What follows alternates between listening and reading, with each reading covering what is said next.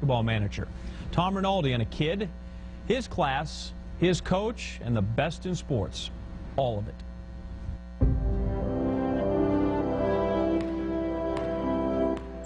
What we all want in life is a shot. But what we do with it, that's the story we all want to tell. You know, I've coached for 25 years, and I've never experienced that, you know, the emotional high of what happened. What happened for Jason McElwain, or J-Mac as his friends call him, is about more than a shot. Diagnosed with autism at 2 years old, now identified as highly functioning, he's never considered himself different or separate, especially when it comes to sports. Sports has always been, how could I say, his equalizer. He's like, just like any of the other kids out there. It's not really a big deal at all. I'm just normal like other people. That's the way I am. At 5'6", J-Mac didn't make the junior varsity basketball team at his high school, Greece Athena, near Rochester, New York. Instead, he became team manager, a role he now has for the varsity as a senior. In the last 3 years, in his white shirt and black tie, he's missed only one game. We go to practice, I set up the clock and get the water to games and be enthusiastic. As this season was wrapping up, Coach Johnson approached Jason with an idea about the Trojans' final home game of the season. I said, you know, I'm really going to look to try to get you in the game, but remember, I can't promise you that. And he goes, okay, Coach. February 15th, Greece Athena against Spencerport, senior night. With word out that Jason might play, the student section printed signs of J-Mac's face, just in case.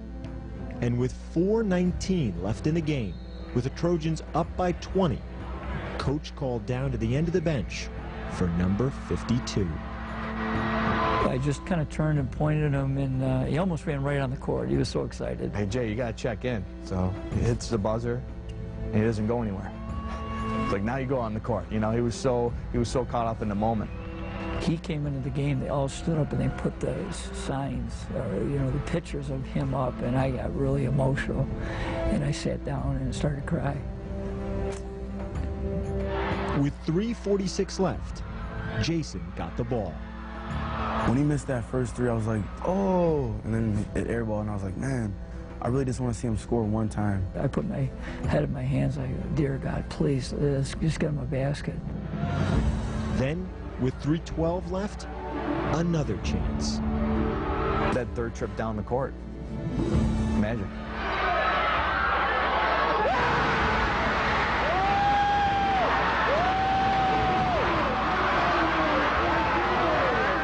As soon as I started hitting my first shot, I just kept shooting, and I was just hot as a pistol.